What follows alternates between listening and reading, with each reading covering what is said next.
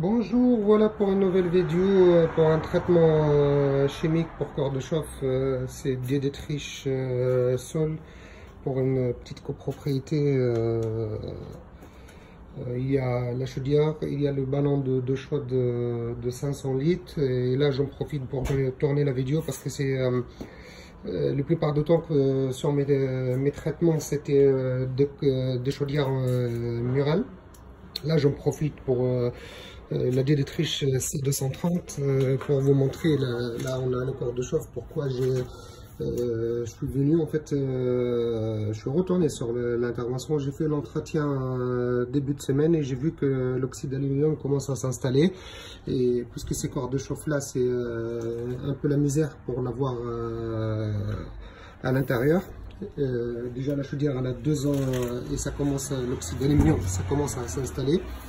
Et du coup j'ai vu ça, j'ai rincé avec l'entretien, mais là je suis revenu aujourd'hui parce que j'ai un petit peu de temps libre, pas sans te parler parce que là il est déjà 11 h et je terminerai que vers 13 h. Bon, c'est pas grave, une fois de temps en temps il faut rester, hein, c'est pas un problème. Et là j'ai préféré de le faire tout de suite parce que si je le laisse traîner pour l'année prochaine ou pour la prochaine fois que je viens, ça va être plus difficile de rattraper le qui est à l'intérieur. Bon, déjà l'oxyde d'aluminium il commence à s'installer et c'est plus facile de l'avoir maintenant parce qu'il n'est pas bien accroché sur les parois de corps de chauffe. Et là c'est plus facile avec le produit et la machine de pression. On peut l'avoir facilement, on va dire. Et c'est bien de faire de préventif. Moi je bosse beaucoup, je fais beaucoup de préventif. C'est mieux, comme ça tout le monde est tranquille et il n'y aura pas de problème. On n'attend pas que ça devienne, on va dire, catastrophique si vous l'avez vu sur des autres traitements. Les corps de chauffe, dans quel état ils sont. Et moi après je demande comment c'est. Bref, on ne va pas rentrer trop dans les détails. Et là j'ai décidé d'agir vite fait, comme ça il n'y aura pas de problème et ça décroche l'oxyde d'aluminium, ça décroche vite fait, pardon, avec le produit. Et c'est mieux comme ça tout le monde est tranquille. Normalement je prends des photos d'abord avant que je commence et après en général quand le client il voit la différence il est compréhensif, hein. C'est quand on fait de préventif, c'est mieux de prévenir que guérir, on va dire.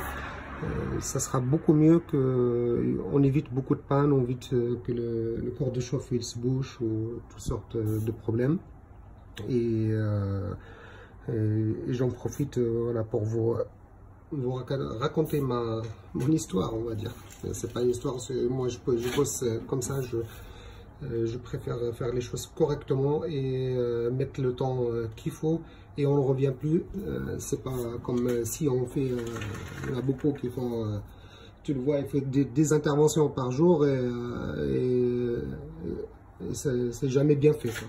Quand tu reviens derrière, pourquoi je profite de vous en parler, parce qu'il y en a des sortes, des techniciens, on va dire. Ils s'appellent techniciens, mais je ne sais pas comment ils sont des techniciens. Bref, qui se présentent, peut-être ils ne savent pas, même pas que ça existe des traitements ou ça existe des produits comme ça. Mais quand on voit faire comme ça, ils connaissent tout à ce moment-là. Pourquoi je vous en parle? Parce qu'il y a deux sortes de techniciens. C'est les techniciens qui savent tout, mais c'est jamais bien fait. Et il y en a les beaux parleurs. En général, ce sont des manipulateurs. Quand on parle avec eux, ils connaissent tout. Mais quand on revient derrière eux sur une intervention il va les 20, 6 ou 7 fois pour régler un problème et c'est jamais réglé. Et surtout quand on change des pièces, et c'est pas les pièces qui causent problème déjà, c'est juste histoire de réglage. Là, ça fout les jetons. En général, ces gens-là, ils sont bien vus dans l'entreprise. C'est comme on dit, on tape jamais sur les gens tordus, on tape toujours sur les gens droits. Bref, c'est le cas des techniciens qui investissent à mort dans une entreprise et quand on voit progresser des autres, qu'on revient derrière eux au quotidien, ils sont bien vus, hein, on les voit, on les prend pour des dieux. Bref, ça c'est toujours comme ça, hein, c'est n'importe quel genre corps de métier, il y a toujours ces sortes de parasites, on va dire. Il y en a des patrons qui s'aperçoivent, il y en a qui s'aperçoivent pas, et en général les bons éléments ils se terminent toujours par se barrer, ils ne restent pas dans un environnement comme ça, ils cherchent toujours ailleurs pour progresser dans leur vie. Bon, c'est pas notre discussion aujourd'hui, c'est pour se concentrer sur le cours de chauffe, comme ça c'est mieux, et comme ça j'essaie de vous apporter quelque chose de bien. Il y en a qu'ils prennent, disent les traitements, on voit beaucoup maintenant, oui, c'est pas tout le monde qui le fait, ce genre de choses. Déjà il faut connaître de quoi on travaille, de quoi il s'agit comme produit, de quel corps de chauffe il s'agit. Là, c'est tout ça, c'est on va dire aux compétences de technicien. Bref, là c'est comment dire, c'est mieux de se concentrer de ce qu'on va faire. Déjà, on commence à voir le produit qui agit.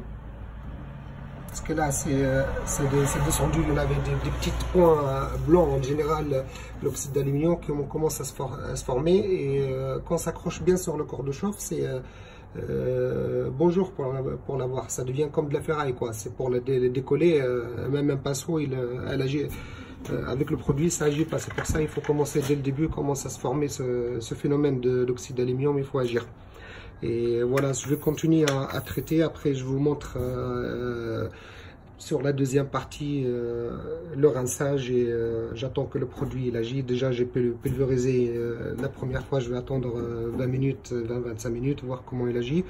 Et après, je vais vous faire tourner la deuxième vidéo au rinçage pour que vous voyez la différence. Et merci beaucoup de suivre la vidéo et je vous dis à la deuxième partie.